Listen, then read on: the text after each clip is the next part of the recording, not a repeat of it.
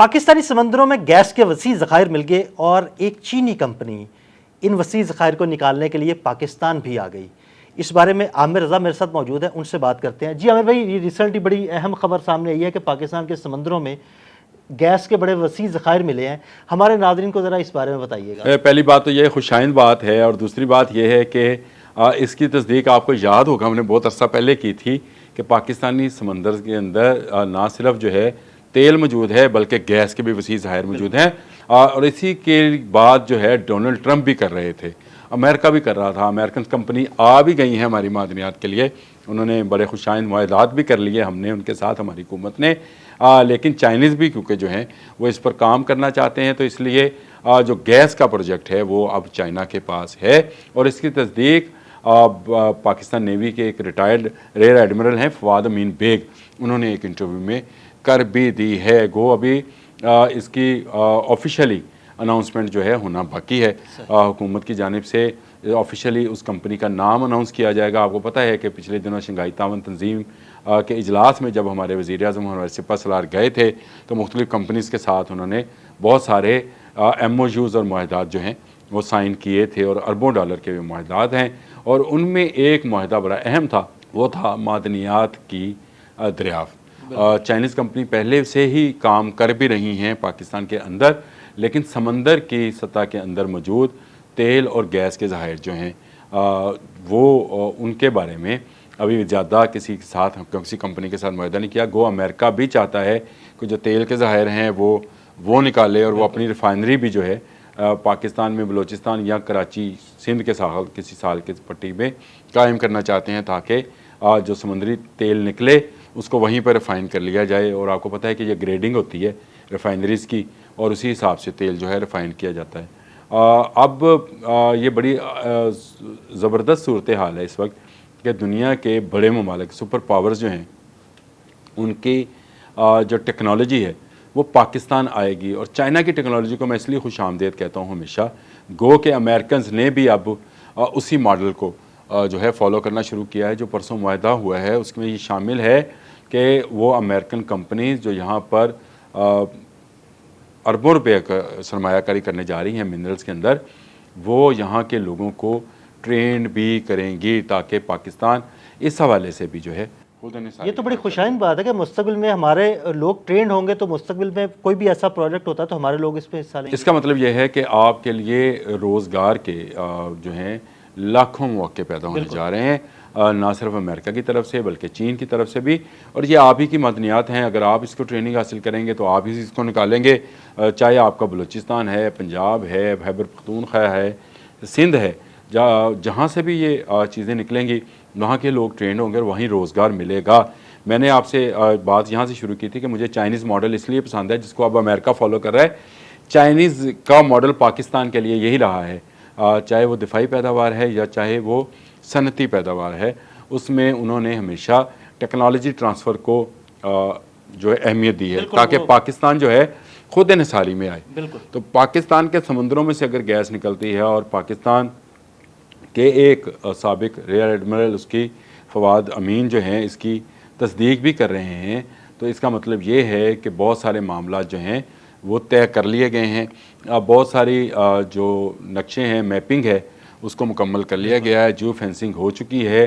वो तमाम शवाहदात जो कि इकट्ठे किए जाने ज़रूरी होते हैं कि किस ज़मीन और किस समंदर के अंदर कहाँ पर कितनी गहराई में तेल या गैस मौजूद है, ये इसकी मैपिंग हो चुकी है।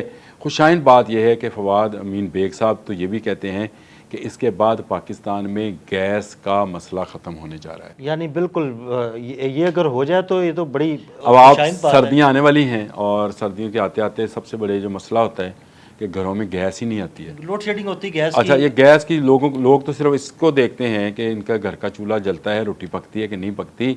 लाखों घरों की रोटियां इस गैस पर मुनसर है। आपकी बहुत सारी इंडस्ट्री जो है इसी गैस पर इन्हिसार रखती है, आपकी फर्टिलाइज़र से लेकर आपकी क्लॉथिंग तक, टेक्सटाइल है, मैं वही कह रहा हूँ, बहुत सारे अद्वियात हैं। ये सारी इंडस्ट्रीज़ हैं वो गैस की ही बदौलत ही हैं।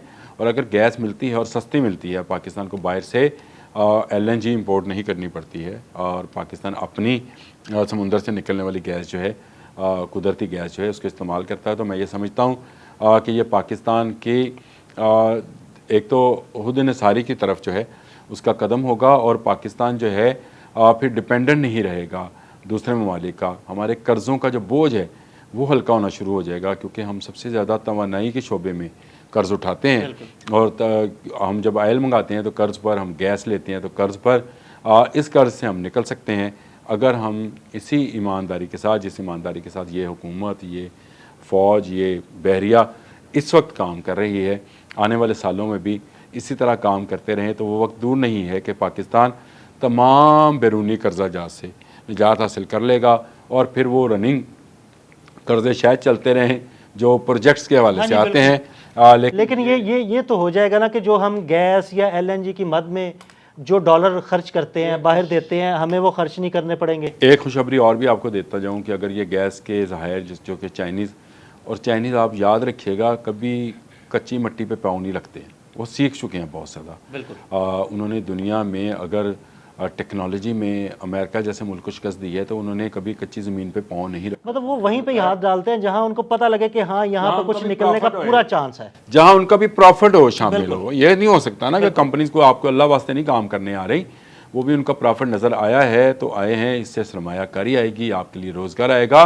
और सबसे बड़ी बात आपके पास टेक्नोलॉजी आएगी, और आप इसके बाद जहाँ से चाहेंगे आप गैस निकाल लेंगे, और ये गैस जो है आपकी घरों के लिए और आपकी इंडस्ट्री के लिए काफ़ी होगी।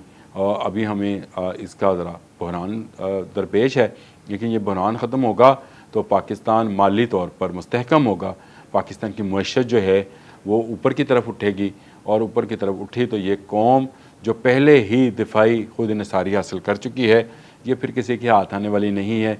आने वाला वक्त मुझे पाकिस्तान को सुपर पावर बनते देखते हैं इंशाल्लाह। बहुत शुक्रिया आमिर भाई जी। बिल्कुल आमिर रज़ा ने बड़ी तफसील के साथ बताया कि पाकिस्तान के समुद्रों में मिलने वाला यह गैस का जो ज़ख़ीरा है ये कब और कैसे और कौन सी कंपनी निकालेगी, और जब ये गैस का ज़ख़ीरा निकल आएगा तो पाकिस्तान मुआशी तरक्की में एक सुपर पावर की हैसियत हासिल कर लेगा। अदील अहमद और आमिर रज़ा को इजाज़त दीजिएगा।